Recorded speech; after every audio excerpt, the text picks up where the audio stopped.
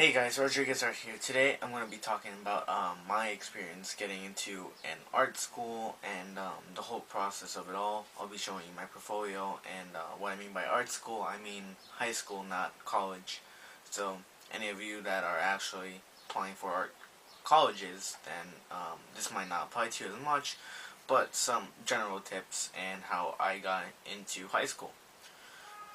So basically right now I'm in the 8th grade and I live in New York. So in March, I found out which high school I was going to go to, and I applied for a couple of different art high schools in the city and around New York. Some of the main ones in New York for high school is Frank Sinatra, Art and Design, LaGuardia, those kind of high schools. And I actually got into Art and Design High School, and it's a very good school. It's been around for 80 years this year. So I'm very happy to be there, and I'll be showing you my portfolio and some other things that might help you, and if you're getting to an art high school or an art school in general. So let's get started. Alright, so we're back over here because I don't really have no space for my microphone, so please excuse the audio. And this is a case that I brought to my auditions, and basically everywhere I need to bring my my arts, my portfolio. And basically, I guess I can start off with the first step, which is presentation. Presentation is always very important. You'll see inside that it is very important, and that I think it helped me a lot with getting into art school. So I'm gonna undo that and open up my portfolio. My portfolio is also pretty big, so if you can't see everything, I'll try moving around and show some other pictures as I go on. But here we are. This is my first piece. As you can see, I have, let's put the piece to the side. All my pieces have this matting on it, and it's just very clean. And as you can see here, this is my actual piece, and it's just everything. Like I said, presentation is key, and so some nice matting. You know, putting in some work after, so that whatever your piece is, it'll always look nice. Because if you have a really great piece, but it is not presented in a good way, then it will come off as bad or sloppy. This is my first piece. I decided to put in at least one political piece, and I just this is like one of my last pieces that I made, and not too exciting. But yeah, just one political piece. Another thing to add is that throughout the portfolio, you'll see that there's a big variety of pieces in different mediums that I used, because that's what a lot of high schools look at. They look that you're not just doing one thing. And as you can see here, I was making a collage, and I decided to color in with watercolor on both sides. And basically, that's another thing, is that you don't want to leave any empty space. And the reason you don't want to leave any empty space is just that it looks unfinished. So if you drew a hand, then you might want to make some sort of background or color in some sort of background. And I actually have a picture of my hands here, and I did it on some black paper to be a little bit different from my other pieces, but to also kind of give it a background. Going on to my next piece, a big part of every portfolio for art high schools is my self-portrait. Self-portrait. Usually art high schools want a self-portrait. All art high schools are probably going to ask for a self-portrait. If you're not too good at doing people, or you feel uncomfortable doing your drawing yourself, that is completely understandable. But a lot of art high schools, they do want to see self-portraits.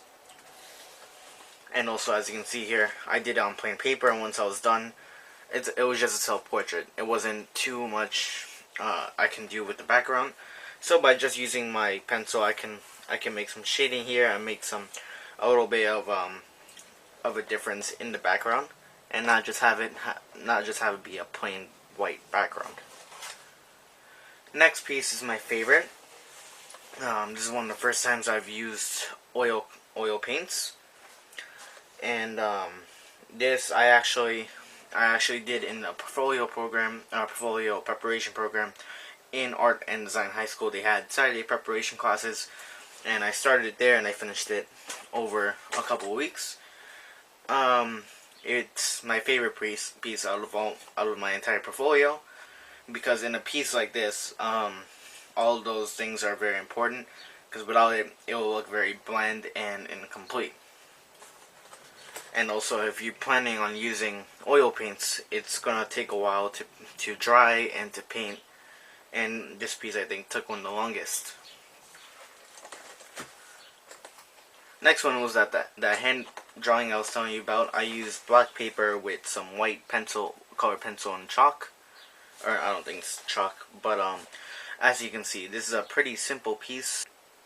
The reason I made this piece was just that I wanted to make one more piece, and this was more towards my audition date, and so this just shows that I can draw from observation, and that's what a lot of these show, except for maybe the collage or like one or two that are here. But another thing is, like, you can do whatever mediums or whatever types of drawings you want. If you want to do from observation, if you want to do like digital art or like creating your own characters, that's all okay. But a lot of I remember throughout making my portfolio that these art high schools, they want a lot of drawing from observation. So if you want to put in a piece or two of like maybe digital art or something else that might not be necessarily drawing from observation, that's fine. But make sure that the majority of your portfolio is drawing from observation. It's very important for these art high schools. I think for art and design high school, they wanted about 8 to 12 pieces in all. So if you spend at least 8 or maybe 9 of those pieces on observation, or drawing from observation I should say, then that would be fine. This is my next piece. I actually again did this, or started this, at art and design high school, Saturday preparation classes. Started this piece in art and design's Saturday preparation classes. And that's another tip that I might give, is that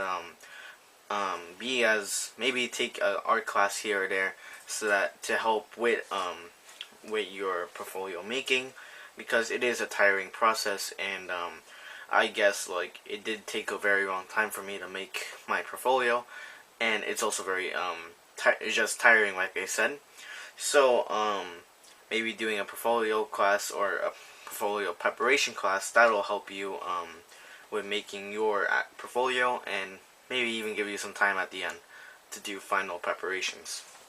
So I did this. I did this with some pastel, I believe, and I guess that the thing that they were teaching that day was using a limited amount of colors, and then using different ones for shading and different things. So another good thing was that they had a lot of models at these preparation classes, which helps you with drawing people and gets you more comfortable with it.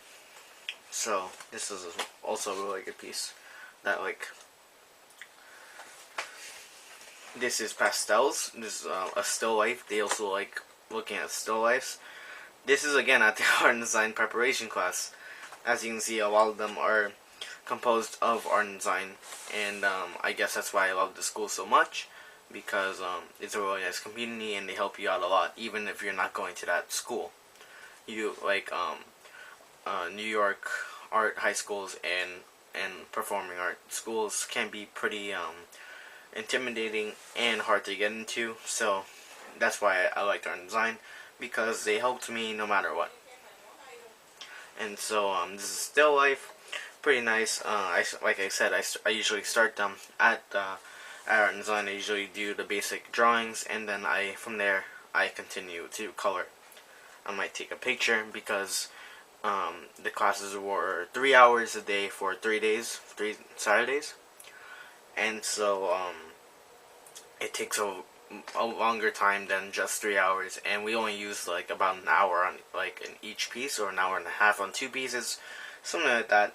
So although maybe like drawing from a picture maybe may not be as good, definitely you're gonna need more time than like an hour, let's say, to make a piece. So definitely keep that in mind, and don't beat yourself too much if you're kind of running out on time or something. It just takes a while to get the art to a place that you want it to get into. that was this piece.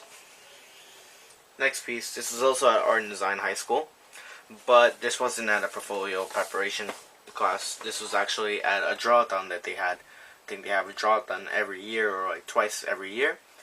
And so this is actually one of the models that they had there. And I was there for a couple hours, I think. And yeah, this is colored pencil. I stayed there for a while and got most of the colors down.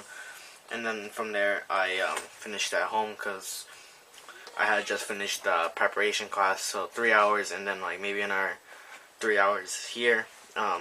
Don't rely too heavily on photos because in art, most of you probably would know if you have done art in the past that basically the details that you take from a picture or that you draw from looking at a picture, it isn't as significant as when you do it when you observe. That's basically the gist of it. It basically, if you're looking at a picture of a statue and you draw from it, you can probably make a statue that would look nice. But if you were there right in front of the statue and you caught every little detail, because like you're just gonna catch it better if you're right there. And so that's why I would say don't rely too heavily on photos. Maybe if you're doing some colors or you want a small reference, then okay, but you shouldn't rely so heavily on it that you're not even looking at the piece. You're just looking at a photo that you took. This was in Central Park. This was a landscape that I decided to do. Like I said, they wanted a lot of different mediums and a lot of different styles. So I decided to do a landscape, and none other than Central Park. So I did this at Central Park, and it's just a very colorful piece that I wasn't having too much of. I did have color in my other pieces, as you have seen, but this is just a very vibrant, very nice landscape. I'm very happy about this one. Next is a graphite pencil drawing of my little brother. And I did most of it while he was asleep, but he's 3, so he doesn't sleep for too long. And yeah, so I decided to start drawing when he was asleep, and then I added some more details in, and I took a picture as well to get mostly the blankets and the pillow and details like that. So yeah, so this is another, like, I guess, person drawing. Next, this is one of my first drawings I did for my portfolio. This is a pair of Vans I have. I did this with charcoal. And I like this piece, and also a lot of the New York high schools, they, something that's very popular in the drawings is sneakers. Not really sure why, but a lot of people do sneakers, and it's just, I don't know why exactly. Maybe some of you know. Comment down below if you do know, but it's a very popular choice to draw, and they seem to like it. So I would say you might want to consider drawing a pair of shoes, or maybe several pairs of shoes or sneakers or something like that, and adding that into your art portfolio. Next is a watercolor. This one, I like it, but it isn't my favorite. It's a watercolor painting, and it just shows my desktop with my lamp, my trusty lamp, and my pencil case, my pencil cup, and my phone with some of my favorite headphones that actually ended up breaking. But yeah, I guess the best part about this, or like the reason why you would put a piece more like this, is that it does show a lot of shadowing. It shows a lot of shadows, and some, like, how you can produce shadows. That's a big thing for them. Because next is a peacock I made. It's actually the last piece.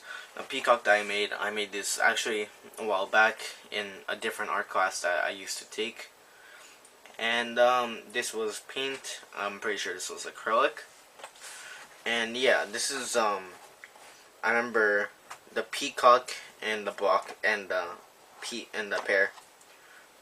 They were all like still life, but my art teacher actually wanted us to make our own background. So maybe this blue part was still there, I'm not sure. but he wanted us to make our own background, so I made some leaves with this nice peachy color. And as you can see, it shows a lot of shading. And what I like about this, I guess, is the acrylic. This is like, I think, my only acrylic in this whole portfolio. And I really like it because, as you can see over here, I'll move it up a little bit. This pair, it look like, just the way it looks with this acrylic paint, it looks very nice, and I'm very happy with how this turned out as well. And now we reached the end of the portfolio. That folder, I'm just covering my school and ID stuff over there, but the contents of this folder include my report card from 8th grade and I believe 7th grade as well, because I think Art and Design wanted 8th grade report cards as well. And it also consisted of some letters of recommendation. I strongly advise that you try getting some letters of recommendation, preferably by your teachers that you have grown to really like, or teachers that you have a strong bond with. I asked for a letter of recommendation from my 6th grade EOA teacher that I remember really having a really nice time in her class. And so in 8th grade I decided to ask her for a letter of recommendation. That's a very good sign. I also asked for a letter of recommendation from my piano teacher. That was another really nice one.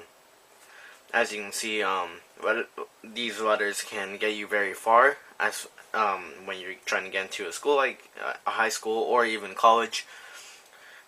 So if you have a strong connection with any teacher of yours, even if they're not an art teacher, or let's say you're going for a performing arts school like Frank Sinatra, let's say you're trying to go into the drama program, even if you ask for let's say a letter from a teacher that you haven't seen in a while, or that maybe doesn't really connect to drama, like an art teacher or someone that that they've seen you work in a class, but it doesn't matter if they were your art teacher or your drama teacher. It just has to be a teacher of yours that may be kind enough to give you a letter of recommendation. Another thing, like I said, is just be prepared. The portfolio is only a bit of the work. I think for Art and Design it was only 15%, and audition was basically the rest. So although you want to have a nice, very presentable portfolio, you also want to be prepared as far as your audition. I had an interview in my audition, which was pretty small, pretty short. It was just showing my portfolio, some other recommendation, and then asking me some small questions. One question I remember is that they were asking me one of my favorite artists. I think I said Banksy, who is a graffiti artist, and also said a Colombian artist because of my family. So they ask small things like that, and what you might want to do with your art career, and so as far as an art career, and so like that. So you might want to say you're going to college, just to show that you're interested in art career. Otherwise, why are you trying to go to an art school if you're not really looking for an art career? So that's part of it. Also the audition itself, and creating things. It's going to be different for every school. If you're going to Art and Design, maybe it'll be a little bit different, or maybe it'll be similar. I'm not sure if they use the same test every year. One, I guess, would have to be drawing a person, and you only get a certain amount of time for each portion of the test, or of the audition, I should say. And so I think you had 30 minutes or 40 minutes to draw a person. So that's not a lot of time. So I guess what I would say is that you want to get the main parts. You want to try drawing quickly. And I guess one thing that the teacher said in the Saturday portfolio preparation is that during the audition you should try refrain from using an eraser. And the reason for that is just that by using an eraser, you're basically redoing all the work that you've already done. So you might make your head look really nice, but then you're not gonna have enough time for the rest of the piece. And if you have extra time, you might want to put in some shading, simple shading, nothing too special, because you're really only going to be using a pencil and an eraser if you want it.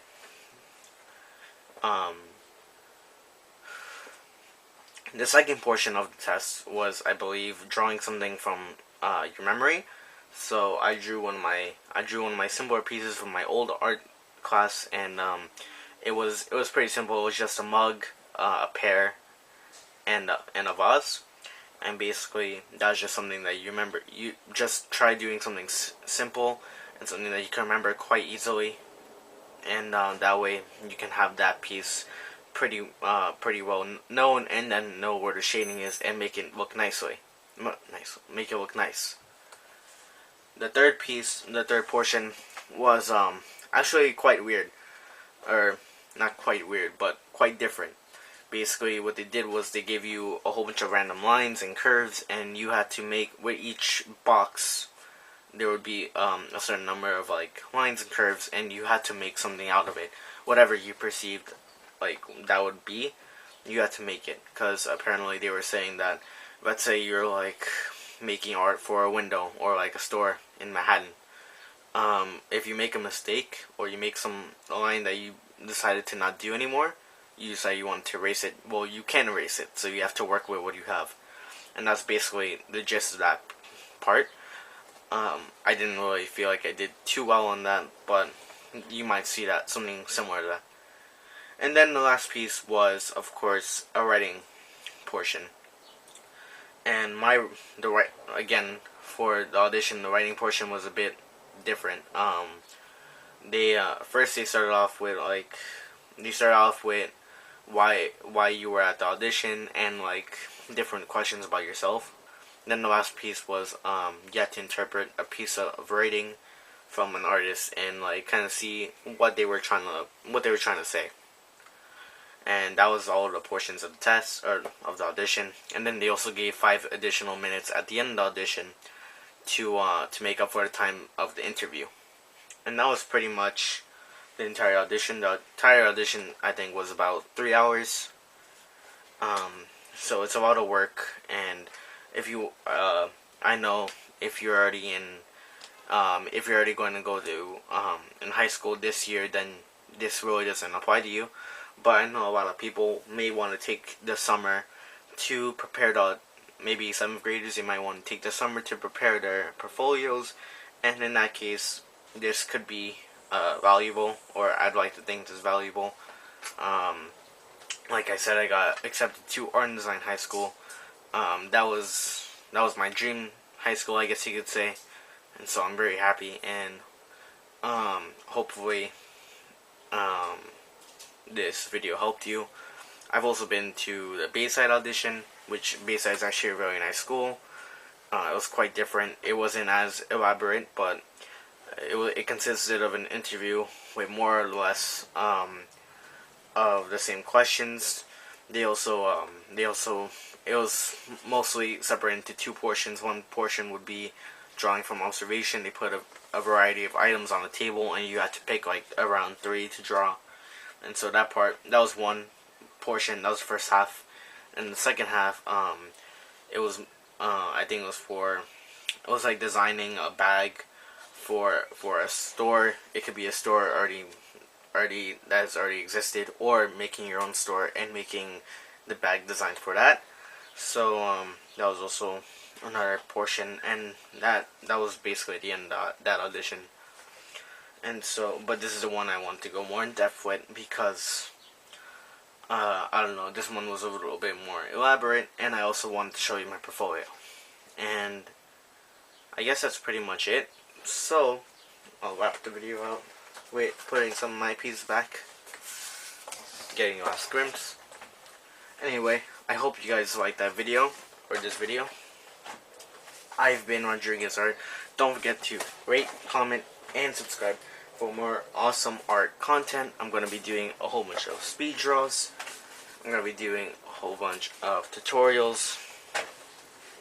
I've decided to revamp my channel by doing different sort of videos, and so I hope you guys would stay along for the videos and along for the channel, because I want to start making this something more that I want to do, and not what the channel used to be, which was a lot of Pokemon videos